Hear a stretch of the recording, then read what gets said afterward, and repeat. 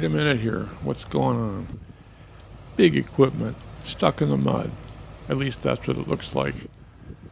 This fella here is actually fixing the bucket. He came in that same way and he came back out to repair something. So let's see what he's up to. It's an odd operation going on here, some kind of a dredging operation, but you can see they're taking water out of the river and dumping it right back into the river. This fella here, who looks like he's not old enough to drive a car, and is very cleverly moving this huge monster using the arm to pull and the tracks to push him forward back to where he was apparently operating before. Pretty darn interesting.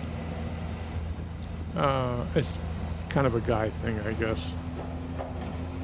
There's been quite a bit of dredging activity here in preparation for flooding this year. Let's go one more time. He's going to line himself up with those existing ruts and get himself right over back to where he was, I think, earlier.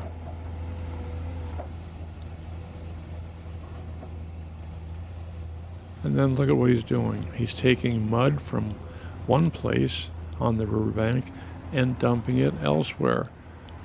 Keep in mind that this entire riverbank was under fast-running water last year, so go figure, I guess.